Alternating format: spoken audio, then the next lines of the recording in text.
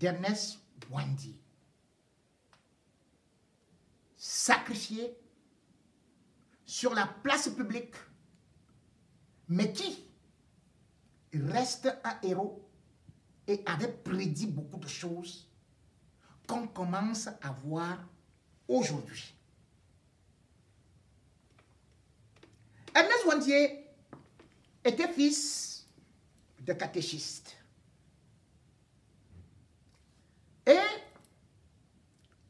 il avait eu sa formation comme moniteur indigène en 1943 à Yaoundé.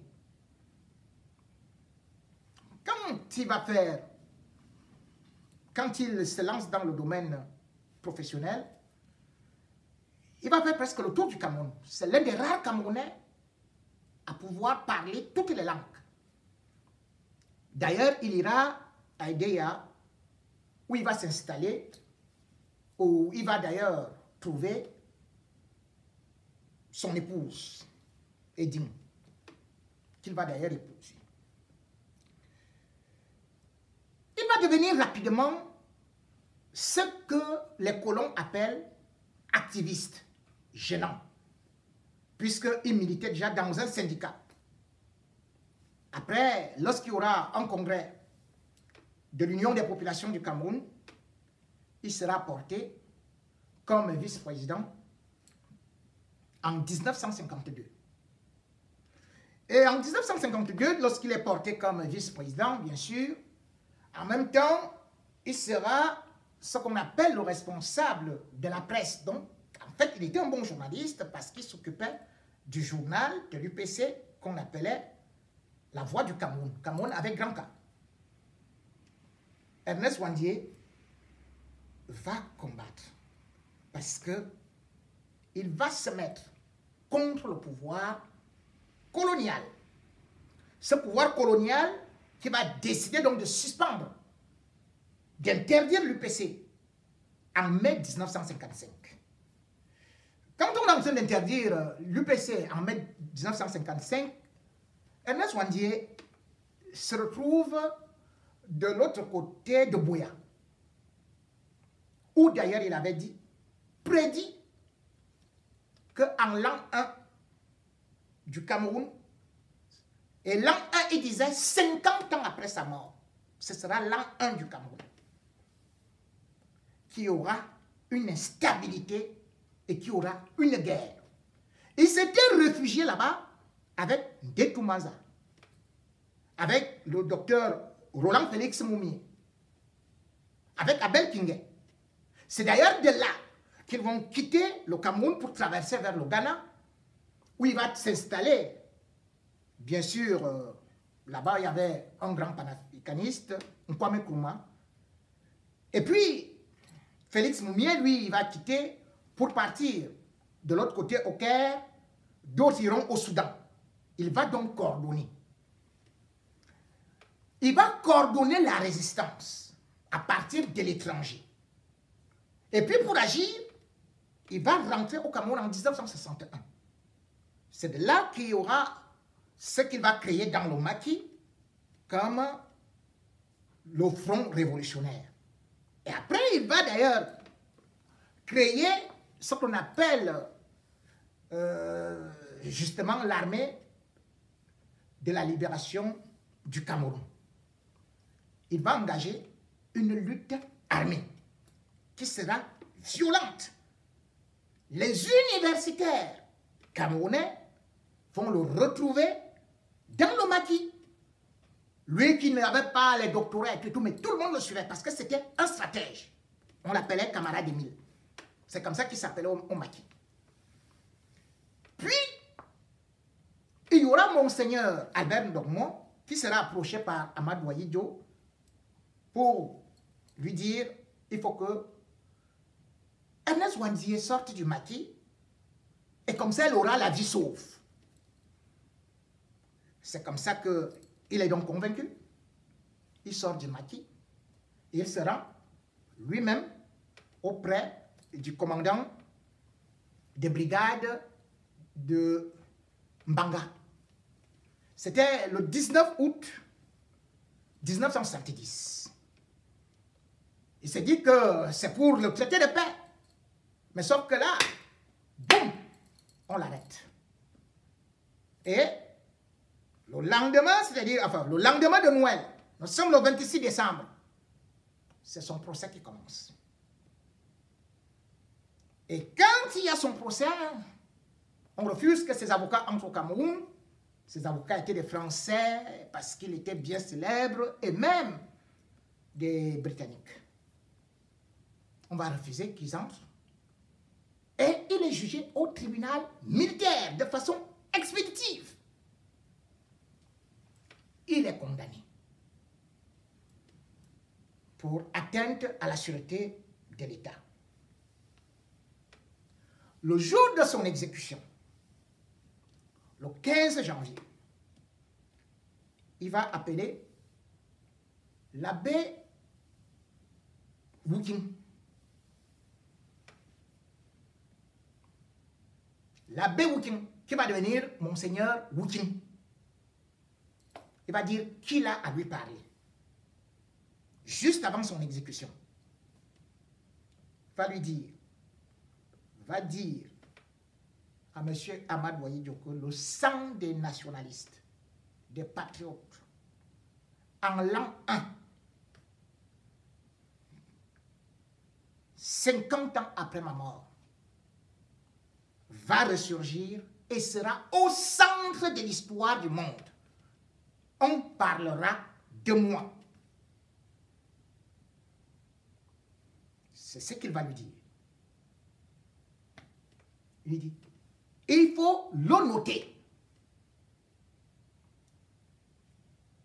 Il y aura une guerre dont la communauté internationale va débattre en l'an 1. Nous sommes au début de l'année 2021. Attendez voir. Le Cameroun risque d'être au centre du monde. Vous avez pu constater que subitement, le Congrès américain, les sénateurs et tout, la France, et même le pape qui envoie déjà son émissaire à Bamenda.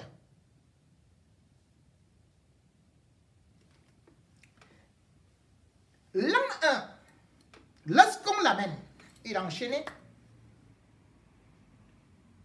avec ses deux amis, dont un était très célèbre, qu'on appelait Wambo le Courant. On les amène à la place publique de Bafoussam. C'est là où c'est lui qu'on appelle aujourd'hui le général Pierre Semengue. C'est lui qui est à la tête au peloton d'exécution. Il y avait des gens comme André Tchungi qui étaient déjà là. Après, Semengue va dire feu. Entre-temps, il va refuser qu'on bande ses yeux. Et il va répéter, je suis fier de mourir pour la patrie. Et ce sang va produire d'autres nationalistes et d'autres patriotes. Ce combat ne s'arrête pas aujourd'hui. On a fusillé seul, qui regardait. Et il n'est pas mort. Les autres sont tombés, du coup ils sont morts. Les deux qui étaient autour de lui. Mais lui, quand il est tombé, il a encore déclaré que vive le Cameroun.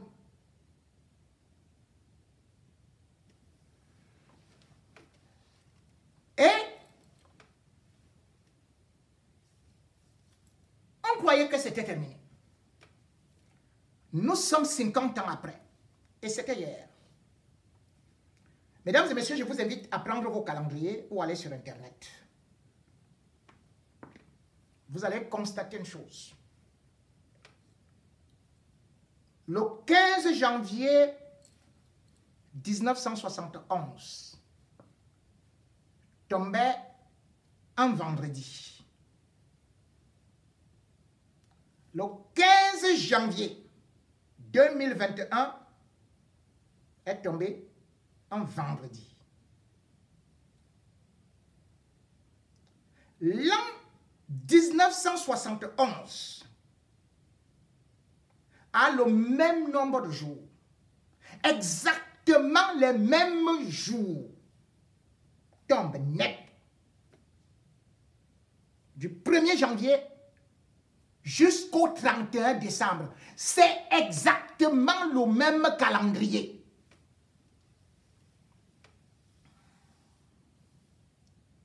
En 1971, Ahidjo était décidé à préparer, à montrer au monde entier une CAN pacifique. Il disait, je vais pacifier le Cameroun. Parce que la CAN devait avoir lieu en 72.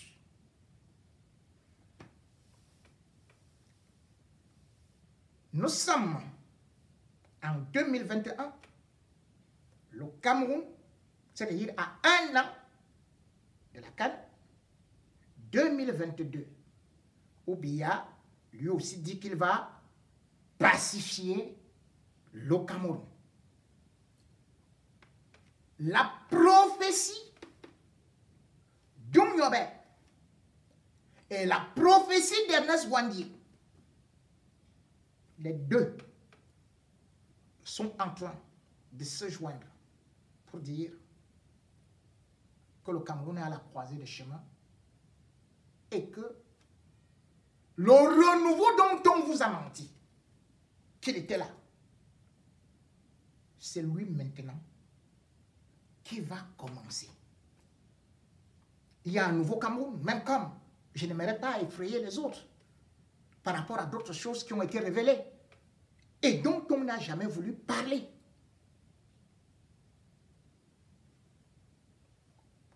Ernest Ouandié a été enterré, je crois, au niveau du cimetière de l'église évangélique de Bafoussam. Il y a quelques phénomènes qui se passent parfois là-bas. Et ce n'est pas pour aller dans des films d'horreur ou pour beaucoup prendre dans ce qu'on peut dire le mysticisme. Mais ce qui est en train d'arriver au Cameroun montre quand même que quelque chose risque de se passer. Ouvrez les yeux. Le Cameroun, aujourd'hui, il y a qui ne préside pas des cérémonies avec des ministres